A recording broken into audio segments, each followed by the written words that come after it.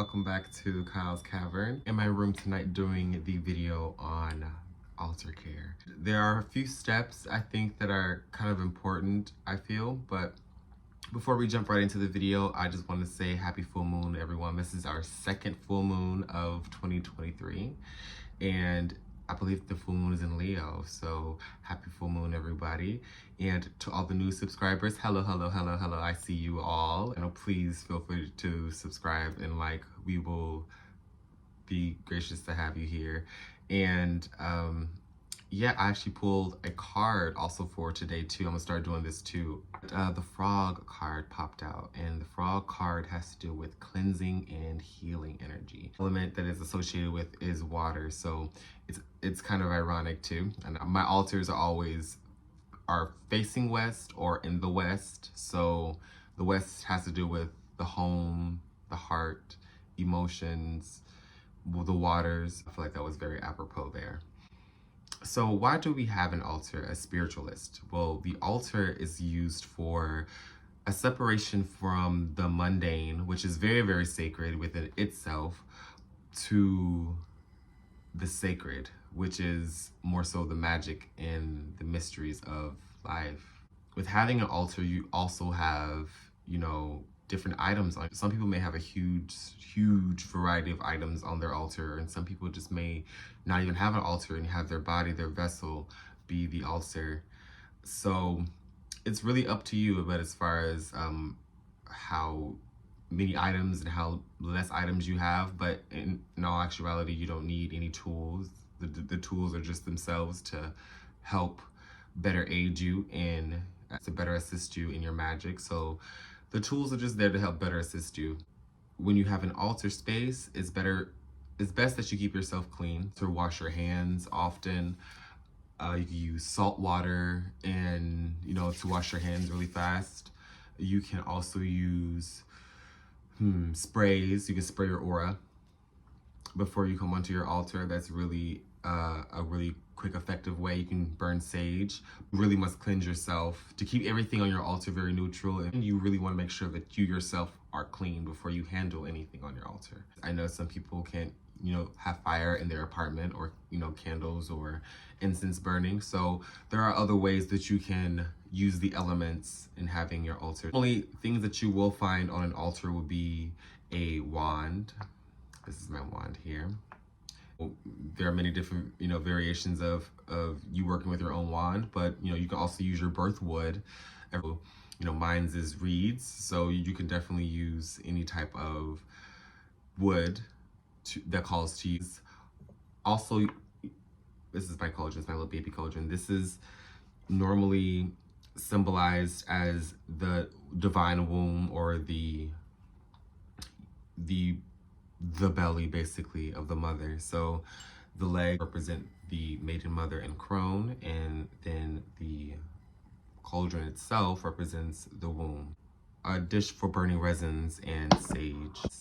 Now the chalice is represented as well by the color earth in that. Represented by the goddess as well, and represented by the womb energy, the waters, also scrying.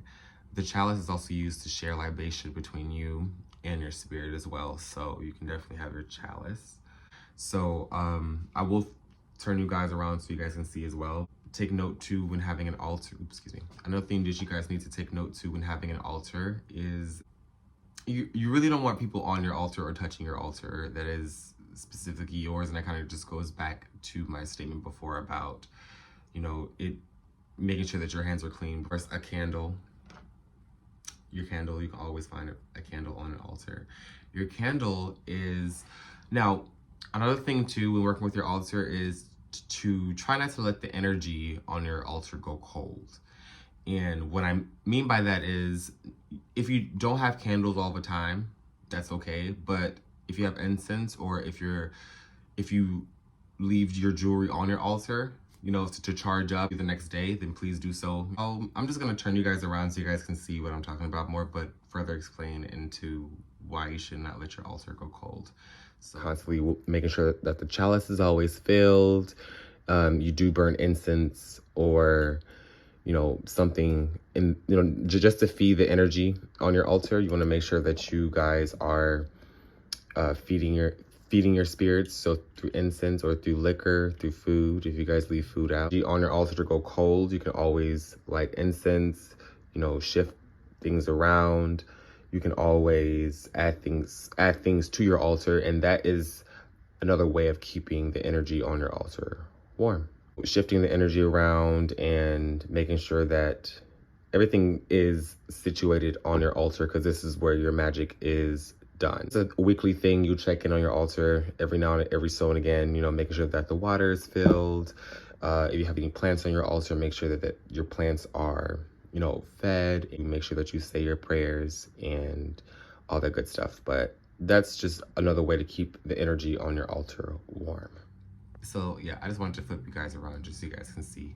But those are just small ways that you guys can make sure that the energy on your altar does not go cold. Talked about you don't need to have all physical elements on your altar, so you don't need to have earth, even though it's all very simple to get. But if it's a lot harder for you to do your craft, you can always work with crystals. So you can have obsidian on your altar for fire. You can have aquamarine crystals on your altar for water. The altar is just a way for you to escape your everyday life and to come home and to kind of give back in prayer. Altar's sake, your altar is your sacred space. It's your quiet space, basically, at least on my altar. Well, we talked about plants too, but plants are another symbol for earth, so it helps just to ground, especially because you have crystals too. Crystals come from the earth, but having plants just helps to ground and really root your magic. But you'll find Rose of Jericho usually on my altar, which is a money plant. And you can use the waters from the Rose of Jericho to attract abundance and protection. On a Friday or a Saturday, those are really great days to do manifestation work. Offering bowl, but you can find a dish or some sort of container to give offerings to your spirits. Now you can also face your altar in your direction. So all of the goddesses in my house, all of them are either facing west or are located, like as far as like how they're seated, are in the west, because the west represents love and the emotion and the home. You'll find altars all over the world dedicated to so many different deities and so many different saints. Even you may go to New Orleans and find altars dedicated to Marie Laveau. You also find Marie Laveau altars. There's so many different altars that you may have heard of or may see on your spiritual journey or hear of on your spiritual journeys. Also yourself, your body is also the best altar. You don't need any tools. Your body can be the best, EMF reader for ghosts. Your body, you're a vessel, because this, being, this organ has so many different sensory factors that, come with being human. So your body can be the best tool for you guys if you don't want an altar. To make sure that you are cleansing yourself. So making sure that you guys are taking salt baths, you guys are washing your hands and all that stuff, and just making sure that your energy is clean.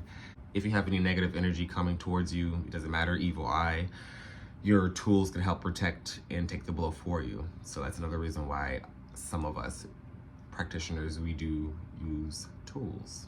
In this part of the altar care, there will be a part 2.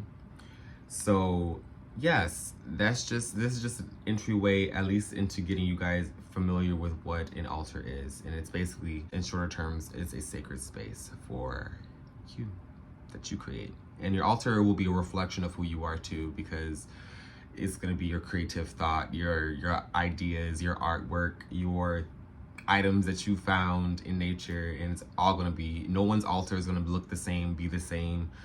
This was a little entryway into altars. So there will be more videos coming very, very soon. I will be getting back to the Valentine's attraction series that we have going on for this month of February.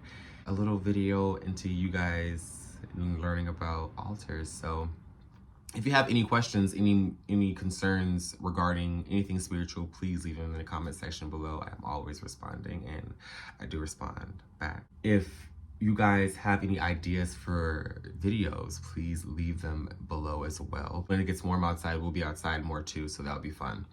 Be in the woods, be in the forest. Yes, I hope you guys enjoyed tonight's content. And if you guys, forgot that tonight's card was the frogs. Energy has to do with cleansing and healing. Yeah, I hope you guys have an awesome, awesome rest of your night.